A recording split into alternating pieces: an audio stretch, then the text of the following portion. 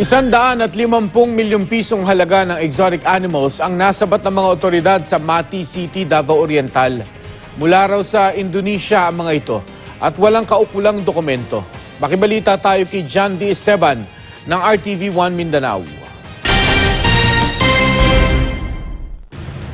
Matapos ang ilang araw na pagmamanman, sanib-puwersang sinalakay ng National Bureau of Investigation at Department of Environment and Natural Resources ang isang kubo sa Barangay Dahican, Mati City, Davao Oriental.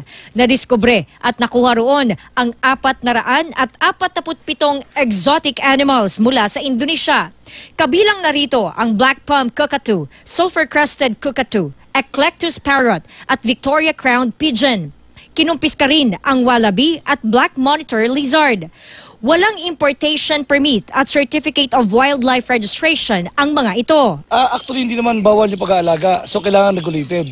Ngayon, kung magdadala ka sa ating bansa, dapat you must be in possession of an import permit. Ibig sabihin yan, yan ay pinapayagan sa country of origin na ilabas sa bansa nila, at yan ay pinapayagan ng country of receiving country na pinapayagan sa pumasok rito. Itong Indo-birds, meron tayong existing policy na bawal ang engagement regarding sa importation ng livestock at mga ibon because of the airborne diseases. Tinatayang nasa 150 million pesos ang halaga ng mga nakumpiskang exotic animals. From Davao, Mati Davao, tinatransport ito hanggang Visayas, hanggang finally it would end up in Metro Manila pa rin, yung final market nila. And from Metro Manila, ini-export din ito sa iba't ibang bansa all over the world. Nakita rin ng mga otoridad na ang ilan sa mga dinatnang ibon sa lugar patay na. Sa level namin is we really have to check sa ilahang health kung weak siya, i-separate yung mga weak sa non-weak. So bigyan sila ng multivitamins kasi ang very important is yung health nila na as much as possible wala sanang mamamatay. Kasi naka-observe na tayo, meron na namamatay because of stress. Arestado naman sa operasyon ang magpinsang Jomar Lumacore at Trompas Manindig. Ito mo Unsa lang may ma'am? Tigbantay lang may ganang urag kon lang, tigpakaon. Pero kabalo mo sir nga bawal to nga Wala may kapal mga bawal to. Mura man to ban kay naay nasuduhan mig 200 mo.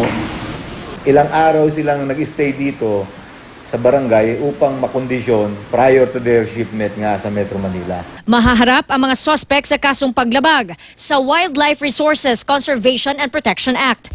Sa ngayon, nakakwarantin na ang nakumpiskang wildlife animals sa Rescue Center ng City Environment and Natural Resources Office ng Mati. Kailangan maging